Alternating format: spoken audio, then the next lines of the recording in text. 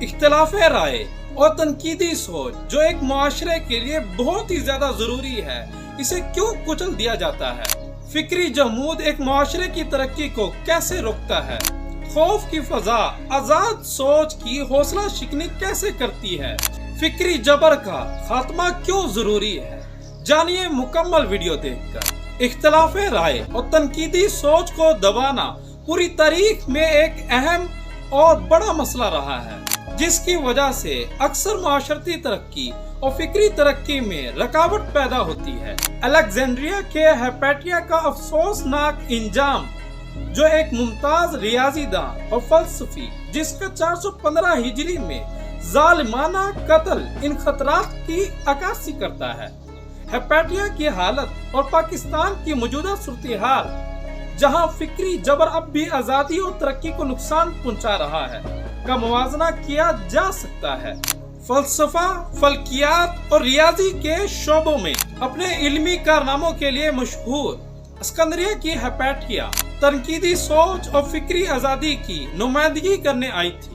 اسکندریہ کا علمی روشن خیالی کا دور اس وقت ختم ہوا جب ایک ہجوم نے جو مذہبی جوش میں آ کر ہائپیٹیا کو قتل کر دیتا ہے۔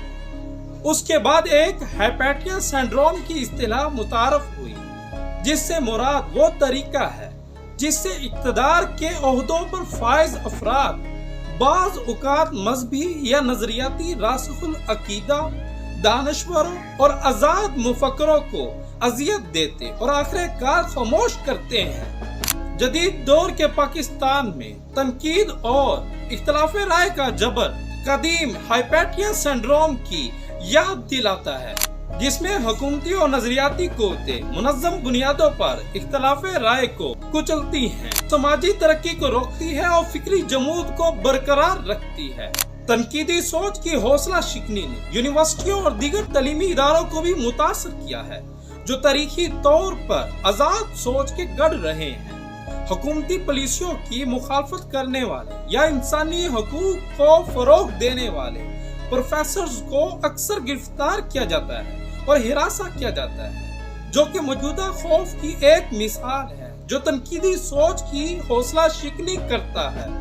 اسی طرح پاکستان میں جوابی کارروائی کا خوف صحافیوں کے لیے ایک مستقل تشویش ہے۔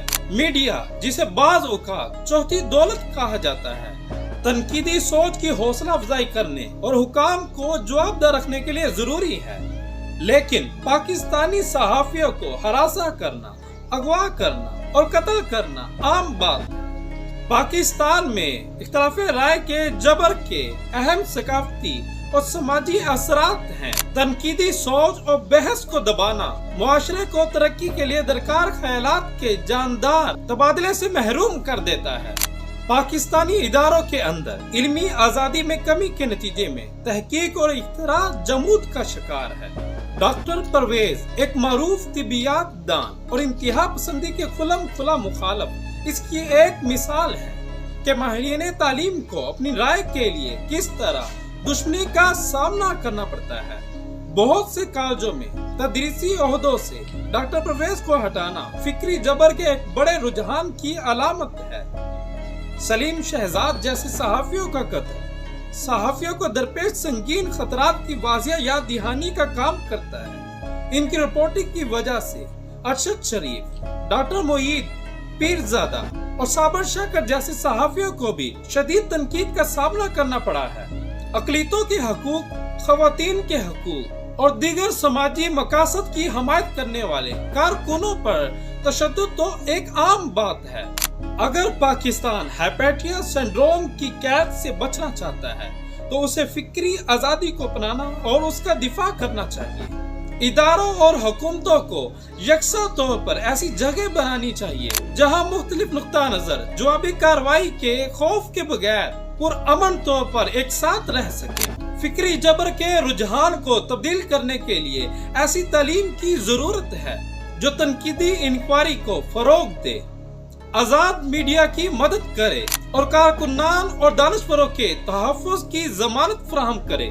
ایسا کرنے سے پاکستان ایک ایسے معاشرے کی طرف بڑھ سکتا ہے جو زیادہ ترقی پسند اور روشن خیال